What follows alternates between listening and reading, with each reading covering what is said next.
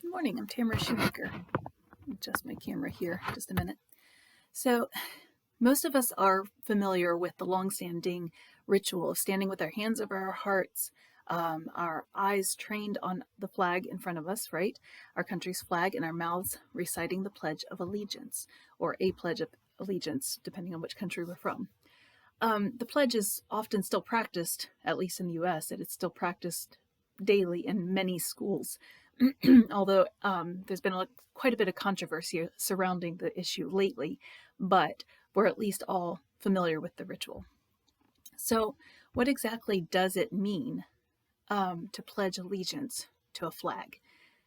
I think that's a question that can vary from person to person, right? Those who have spent some time in the military may recite it and mean it differently from someone who pledges the flag before a baseball or football game, for instance.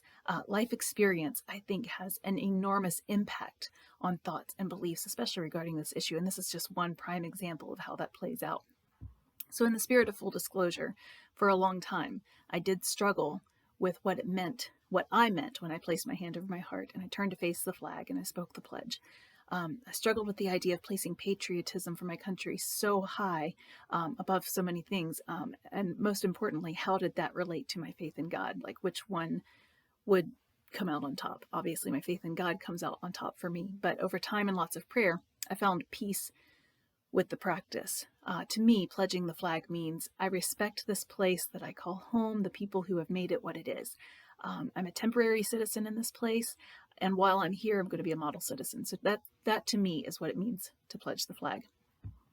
You know, I will be a model citizen, not a brainwashed citizen, not an unthinking citizen, but rather an observant citizen who will hopefully assign respect where respect is due, right?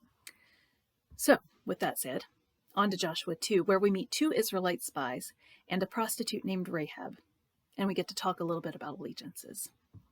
So here's the setting. The Israelite army is camping on the east side of the Jordan River in a place called Shittim, and I did look up the pronunciation. I'm glad I did, because I read my blog posts to my kids, and they would be howling with laughter if they read my first attempts at pronunciation of that word. Anyway, so the Israelite army is preparing to cross the Jordan, and they are going to take the land. But before that happens, they have to do some preparation and some reconnaissance. So Joshua sends out two spies to head to Jericho, which is the first major city on the west side of the Jordan. And so, accordingly, the spies go. And when they get to Jericho, they enter the house of a prostitute named Rahab, says in Joshua 2, verse 1b. Somehow the king of Jericho gets word of this, and he sends word to Rahab, "Bring out the men who came to you and entered your house, because they have come to spy out the whole land." And Rahab sends back a message essentially saying, "Yeah, they came, but they left already. Shucks, you just missed them. If you hurry, you might still catch them." That was my own paraphrase, in case you didn't figure that out. As it turns out, Rahab isn't exactly being transparent with the king of Jericho, right? To whom she is supposed to owe her allegiance.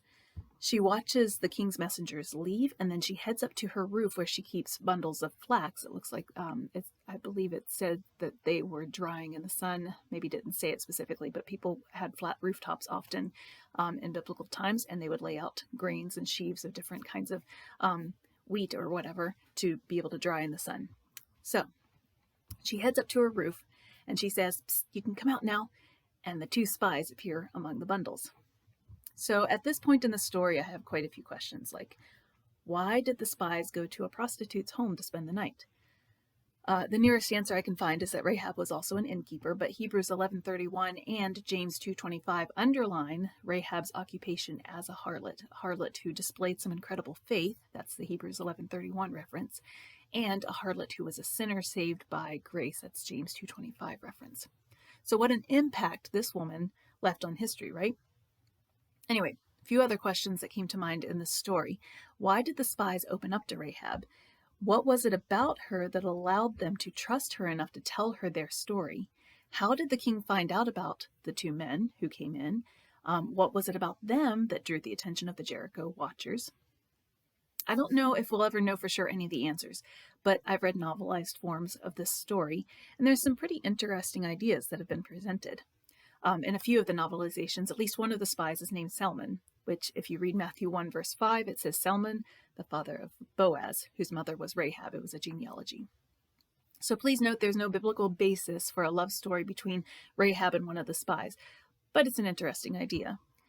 The truly interesting thing here is that Rahab, a harlot, is listed in the genealogy in Matthew chapter 1 as an ancestor of Jesus Christ. A sinner saved by grace, the best story wrapped up in the dusty listing of ancestry. It doesn't really get any better than that. Back to Joshua chapter 2. After Rahab sent the king's men on their way to see if they could beat the spies before they reached the fords of the Jordan River, she heads up to her rooftop and gives this testimony to the two spies. She says, "I know that the Lord has given this land to you and that a great fear of you has fallen on us, so that all who live in this country are melting in fear because of you.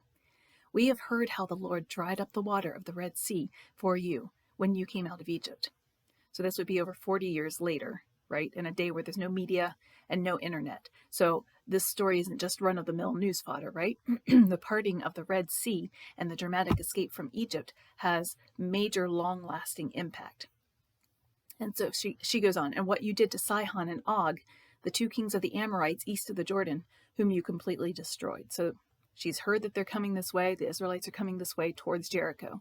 And so the whole country is just getting really scared. She says, "When we heard of it, our hearts melted and everyone's courage failed because of you. For the Lord your God is God in heaven above and on the earth below." All of that was from Joshua 2, verses 9 to 11. So keep in mind that Rahab is a woman of Jericho, right? A Canaanite woman who has not been privileged to be one of the chosen people, one of the Israelites. And yet she has already turned her heart toward the Lord. So look at her speech from the bottom up. She acknowledges God as supreme. "The Lord your God is God in heaven above and on the earth below," she says. She applies the supremacy of God to her people where her allegiance is supposed to lie. "After Sihon and Og were defeated, our hearts melted and everyone's courage failed," she says. She knows the immediate effect on her people. "We have heard how the Lord." She iterates the effect of these chosen people coming to her land. "A great fear has fallen on us. All who live in this country are melting in fear." And she makes it personal. She brings it back to herself. I know that the Lord has given this land to you." So in essence, Rahab is explaining her part as a citizen of her country, how that citizenry looks, why she and everyone else is afraid, and then she explains why her allegiance belongs to God above country. She begins and ends her speech with two important announcements. First, I know that the Lord has given this land to you. And then she ends it. "The Lord your God is God in heaven above and on the earth below." So her allegiance to her country in that moment and in that situation becomes less important than her allegiance to God, to the Lord. And so she has to make a choice. And she does. Instead of handing the spies over to the king of Jericho when he sends the messengers for them, the king of Jericho would almost certainly have killed those men and sent them back to Joshua as examples of what happens to spies that come to their city. She instead extracts a promise from them that they will spare her and her family when they conquer the city. There's no ifs about this. She doesn't talk about if you conquer, if you come. She knows it's going to happen. She already knows that God has given her city over to the Israelites. She already knows who her new king is. Not the guy who sent the messengers after the spies. The God who is God in heaven above and on the earth below. So the spies agreed to her request to spare herself and her family members if she keeps them secret, right? And she lowers them out of her window over the wall by a red cord.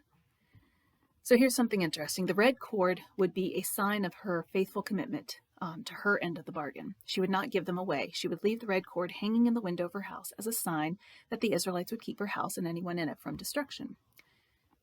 I wondered if this sounded familiar. In Exodus 12:13, 22 to 23, we have the story of Moses' instructions to the Israelites as he gets them prepared to escape the angel of death who's going to pass over Egypt, right? And they're supposed to paint their door frames with the scarlet blood of an innocent lamb, and the angel is going to pass over the houses with the sign of red on their entryway. So in much the same way, the Israelites will pass over Rahab's house and keep her and anyone in her house from death. So to note, the Israelites did very little passing over anything. In upcoming chapters, we're going to see how completely and absolutely the Lord fought the battle for the Israelites, and how the Israelites needed only to faithfully follow instructions. But it was the Lord then who honored the red cord and the faith of the woman who left it in the window. And Rahab and her family were spared. So I hope we can honestly inspect our allegiances like Rahab did, right? When it comes, we can respect a lot of things around us, but when it comes to the Lord, our allegiance goes to Him and Him alone, whatever our backgrounds or our situations, our family, our faith history, or anything else. We can be like the king of Jericho and seek to destroy those sent from the Lord, or we can be like Rahab, who recognized where her ultimate allegiance was supposed to lie. She made her decision and she followed through. It couldn't have been easy, right? I kind of wonder if she struggled with fear or guilt, thinking about how she was betraying her home, right? I wonder how long it took her to feel at home among the Israelites. Despite the fact that she felt that she was doing right, she had to have some tenterhooks that pricked her for her decision.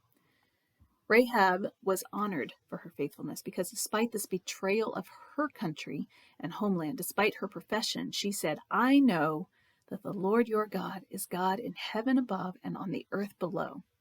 So she pledged allegiance to the highest one, and she literally became a part of the family of Jesus Christ, the Son of God. I love it. No one is ever beyond redemption or hope. Hope that blesses you today. Have a great Sunday, and I will see you tomorrow.